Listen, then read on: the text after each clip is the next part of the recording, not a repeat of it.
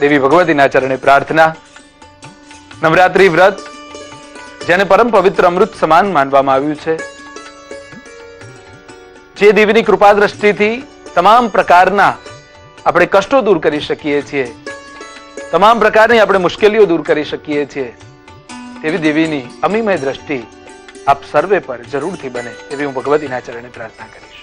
દેવી ભાગવત અનુસાર તેની કથાની જો વાત કરીએ તો ઋત્વાક નામના મહાબુદ્ધિશાળી અને શ્રેષ્ઠ વ્યક્તિત્વ ધરાવનાર ઋષિ સાથે રેવતી નક્ષત્રના છેલ્લા સમયમાં ગંડાત યોગ વખતે તેમને ત્યાં પુત્રનો જન્મ થયો. અને જ્યારે ગંડાત યોગમાં બાળકનો જન્મ થાય તેને વિવાહમાં વ્યર્જ ગણવામાં આવે છે. અને આપણે જ્યારે એક સ્થાનથી બીજે સ્થાન જ્યારે યાત્રા કરીએ તેમાં પણ વ્યર્જ માનવામાં આવે છે. તો ગંડાત યોગમાં તે બાળકનો જન્મ થયો છે. પિતાએ તેનું જે કોઈ બાળકનો જન્મ ગંડાત યોગમાં થાય તેનું 6 માસ સુધી મુખ ન જોવાનું શાસ્ત્રમાં પ્રાવધાન કરવામાં આવ્યું છે.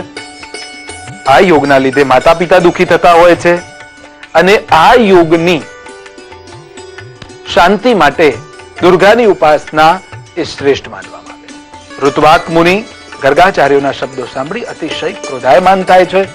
ક્રોધાયમાન થઈ અને તે રેવતી નક્ષત્રને શ્રાપ આપે છે કે રેવતી નક્ષત્ર એ અધઃપતન થશે.